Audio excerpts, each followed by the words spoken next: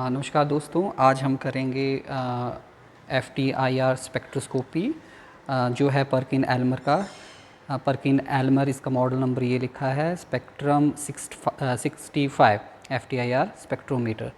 ठीक है, तो इसके लिए सबसे पहले हमारी जो मशीन है परमानेंट ऑन रहती है मॉइस्चर की वजह से, ताकि इसके अंदर मॉइस्चर ना आए। तो अभी हम सॉफ्टवेयर पोर्शन से ही स्टार्ट करेंगे। तो इसके लिए जो सॉफ्टवेयर है वो है हमारा यहाँ पे स्पेक्ट्रम पे डबल क्लिक करेंगे। यहाँ पे हम डालते हैं यूज़र नेम और पासवर्ड।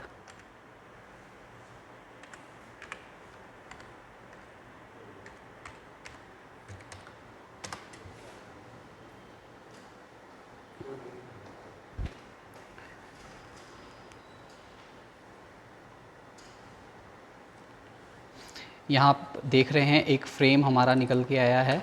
तो इसके अंदर सारी जो ये हमारा सॉफ्टवेयर पोर्शन है, इसमें आप देख रहे हैं कुछ वैल्यूज़ यहाँ पे दी हुई हैं। जैसे कि इसमें जो इंस्ट्रूमेंट सेटिंग है, कहाँ से लेके कहाँ तक आपका स्कैन होगा, कितने स्कैन आप लेंगे, सैम्पल आईडी क्या है, डिस्क्रिप्शन क्या है।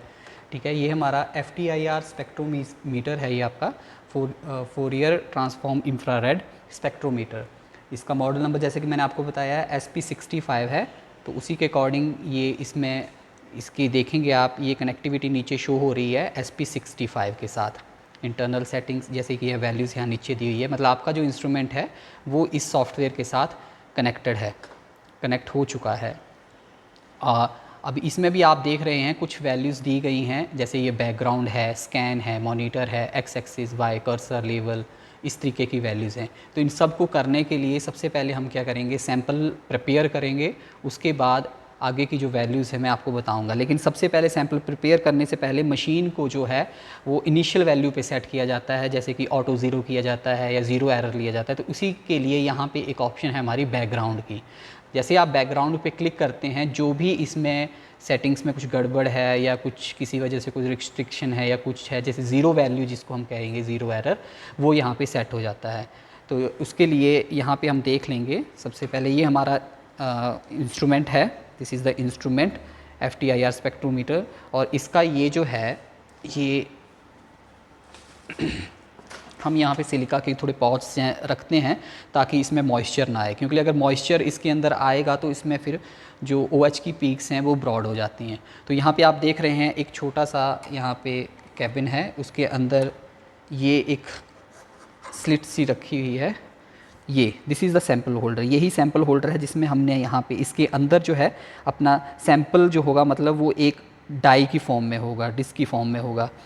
तो डिस्क इसी के अंदर इसी साइज़ की डिस्क होगी। ये तकरीबन आपका 12 से 13 mm का स्पेस है डाया में। तो इसको यहाँ पे हम ऐसा डाल देते हैं और इसी के साथ हम क्या करेंगे, अपने जो मशीन है उसको जो बैकग्राउंड है उसका हम क्लिक करेंगे, उसकी जो मतलब ऑटो ज़ीरो करेंगे। तो ये ताकि इसकी वैल्यू भी, जो हमारा सैंपल होल्डर है उसकी वैल्यू भी 0 हो जाए और हमें जो रिज़ल्ट मिले वो केवल और केवल सैंपल का मिले। तो ये है ऑटो ज़ीरो के लिए बैकग्राउंड पे जैसे हमने क्लिक किया तो कुछ ऑप्शंस यहाँ पे ऐसे करके आ रही हैं। अब यहाँ पे आप देख रहे हैं मैंने वैल्यूज़ ली हैं कि हमारा जो स्कैन है वो चलेगा 4000 पर सेंटीमीटर से लेके 400 पर सेंटीमीटर तक। इसमें नंबर ऑफ़ स्कैन्स जो हैं हमारे 10 हैं, यहाँ पे लिखा हुआ है 10 स्कैन्स हैं। और सैम्पल आईडी अभी जो हमने ली थी वो बैकग्राउंड ही ली थी, मतलब कोई वैल्यू हम इसमें सेव नहीं करेंगे। ये जस्ट इंस्ट्रूमेंट को एक एग्जैक्ट वैल्यू लाने के लिए किया गया है।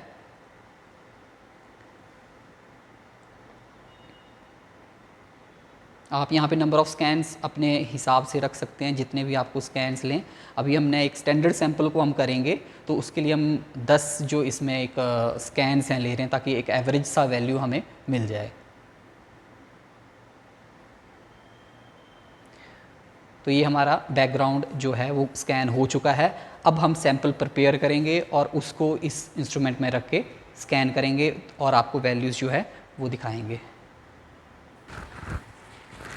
अभी सैंपल प्रिपेयर करेंगे हम। सबसे पहले इसको थोड़ा क्लीन कर लेते हैं, कंटेमिनेशन ना हो सैंपल में, इसलिए इसको हमने मीथेनॉल या इथेनॉल से इसको हम क्लियर करके देन अपना आगे स्टार्ट करते हैं। सैंपल प्रिपेयर के लिए हम कर रहे हैं फ्लोरियर ट्रांसफ़र इंफ्रारेड स्पेक्ट्रोस्कोपी। तो उसके लिए हमने क्या करना है, जैसे कि मैंने आपको सैंपल होल्डर दिखाया था, उसमें 12 से 13 mm का स्पेस था जिसमें हम डिस्क की फॉर्म में अपने सैंपल को डालेंगे। तो उसको बनाने के लिए हम पोटाशियम ब्रोमाइड का यूज़ करते हैं, KBr।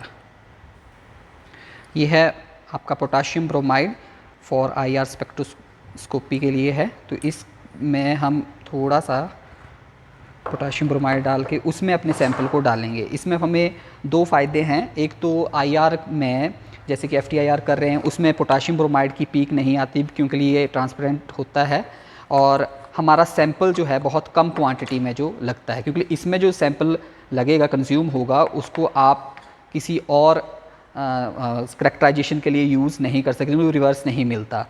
तो इसलिए बहुत कम क्वांटिटी में हम सैंपल्स को यहाँ पे डालते हैं। बाकी की जो पैलेट है वो पोटाशियम ब्रोमाइड में बनाई जाती है। सैंपल हमने लिया, ये भी थोड़ा ज़्यादा हो गया, थोड़ा सा डाल के ये बस काफ़ी है। इसको हम मिक्स करेंगे और हाइड्रोलिक प्रेस में डाई में डाल के इसको कंप्रेस करेंगे। इसको मिक्स करेंगे। आप देख सकते हैं यहाँ पे इसको हमने अच्छे से मिक्स करना है अपने सैंपल को। और जो भी हमारा जो सैंपल, जैसे कि मैं बता रहा हूँ, हमने जिंक ऑक्साइड ही यहाँ पे फिर से हम इस जिंक ऑक्साइड के करेंगे। स्टैंडर्ड सैंपल है वो, उसको हमने यहाँ पोटाशियम ब्रोमाइड में अच्छे से मिक्स किया है।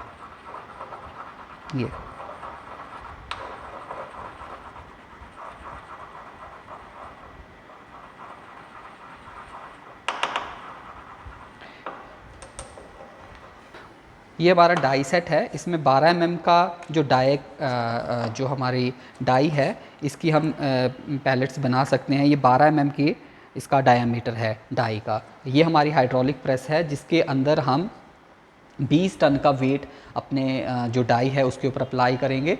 यहाँ पे आप देख सकते हैं 5, 10, 15, 20 टन जो है, 20 टन तक इसके ऊपर अप्लाई कर सकते हैं। अभी जो हम करेंगे, हम 10 टन का वेट इसके ऊपर अप्लाई करेंगे अप्रॉक्सीमेट 2 मिनट्स के लिए। तो ये हमारा डाई सेट है। इसको हमने साफ़ कर लिया है, ठीक है। इसको फिर हमने यहाँ पे लगा के ये छोटे छोटे इसमें आप देख रहे हैं बिट्स हैं कुछ, ठीक है। एक बिट नीचे होगा, उसके ऊपर फिर पाउडर डाला जाएगा, then again bit, then stick, और उसके ऊपर से फिर प्रेशर अप्लाई करेंगे। तो ये बिट हमने एक डाला यहाँ पे।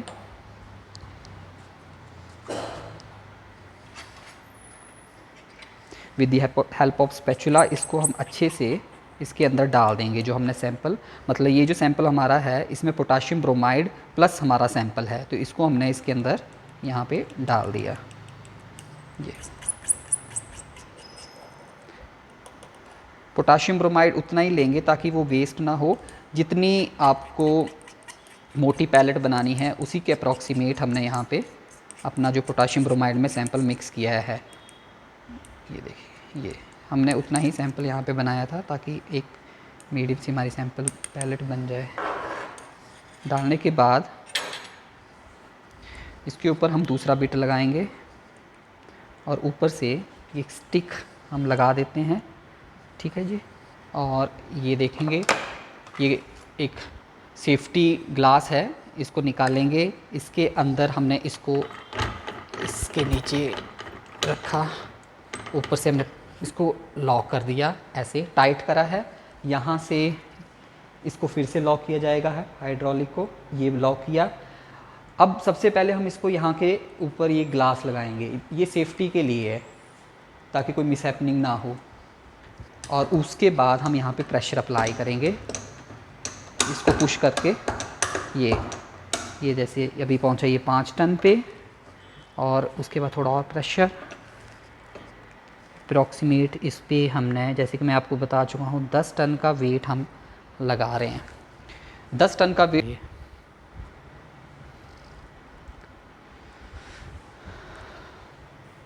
आपको भी फ्रेम में ले लिया फोटो, फ्रेम में आप भी दिखने चाहिए।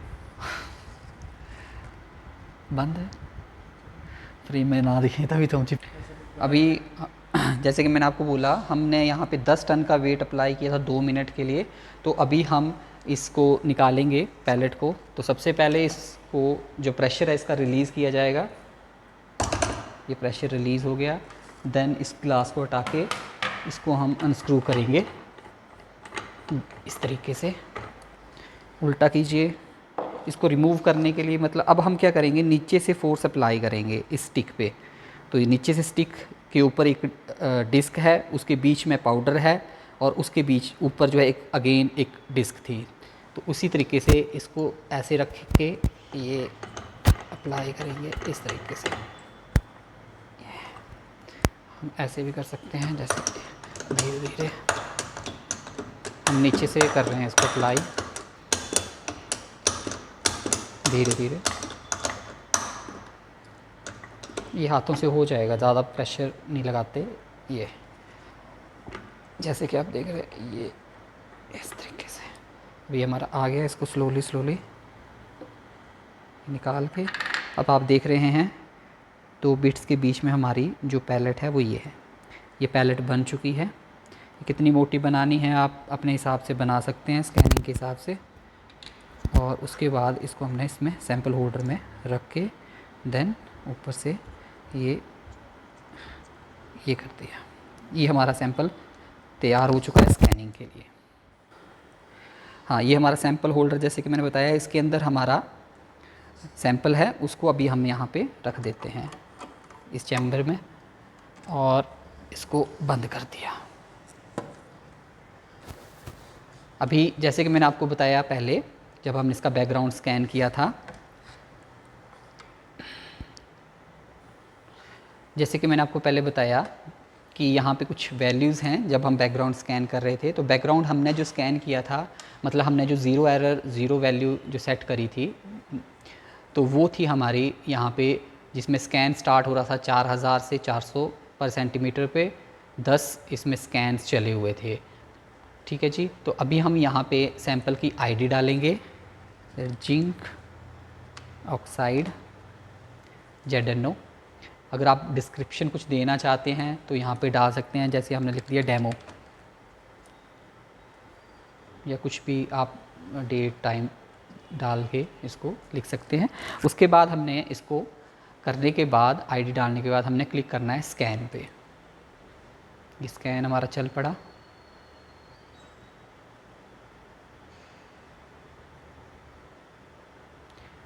इस तरफ आपको रेंज दिखाई दे रही है पर सेंटीमीटर पे, और इस तरफ आप ऊपर की तरफ देखेंगे ये ट्रांसमिटेंस है, वैल्यूज़ है।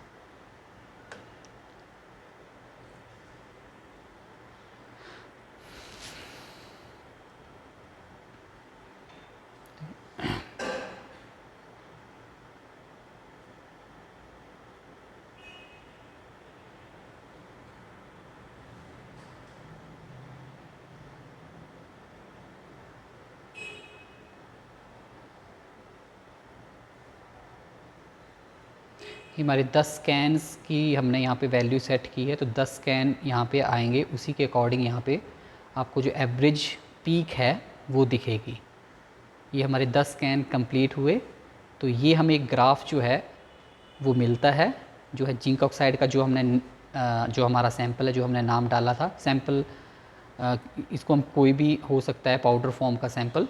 तो अभी आप यहाँ पे देख रहे हैं कुछ पीक्स मिली हैं और उसके साथ में कुछ वैल्यूज़ भी शो हो रही हैं, जैसे यहाँ पे जिंक ऑक्साइड की ट्रांसमिटेंस वैल्यू किस रेंज पे कितनी है। तो इसके लिए हम क्या करते हैं, राइट क्लिक करते हैं और यहाँ पे ऑप्शंस है। अगर आपने एक को पीक को पॉइंट करना है, लेबल करना है, तो यहाँ पे एक को कीजिए। अगर आपने सभी को, जितनी भी आपकी पीक्स हैं उन लेबल पीक्स करना है, तो यहाँ पे करके तो जितनी भी पीक्स आपकी हैं उन सब को ये वैल्यूज़ जो है वो शो हो जाती है यहाँ पे। अब हम अपनी वैल्यूज़, अपना जो हमारा सैंपल है उसको हम सेव करेंगे। तो उसी तरीके से जैसे हमने यहाँ पे दिखाया आपको कि जिंक ऑक्साइड, ये नीचे आपको शो हो रहा है सैंपल का नाम, तो यहाँ पे आप राइट क्लिक करेंगे और करेंगे सेव एज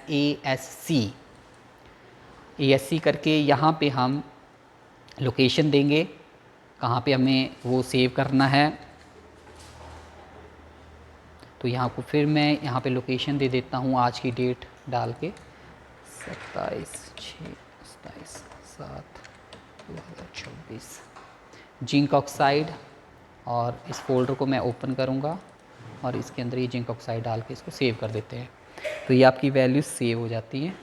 अब उसके बाद इसको आप क्या करेंगे, एग्ज़िट कर देंगे। आपका जो स्कैनिंग है वो कंप्लीट हो गया। अगर आप सेकंड सैंपल स्कैन करना चाहते हैं तो उसी तरीके से आप सैंपल बनाइए, जैसे कि हाइड्रोलिक प्रेस पे बनाएंगे पोटाशियम ब्रोमाइड में मिक्स करके। देन सेकंड सैंपल का यहाँ पे आईडी डालेंगे, डिस्क्रिप्शन डालेंगे, रेंज जो भी है। लेकिन ये जो रेंज है ये स्टैंडर्ड हो चुकी है, क्योंकि ये स्टैंडर्ड मीन टू से ये 10 स्कैन्स और 4000 से 400, क्योंकि इसका हमने जो बैकग्राउंड है वो स्कैन किया है। अगर आप कुछ मॉडिफिकेशन करना चाहते हैं इसके अलावा तो मॉडिफिकेशन करके देन उसको फिर से आपको बैकग्राउंड स्कैन करना पड़ेगा।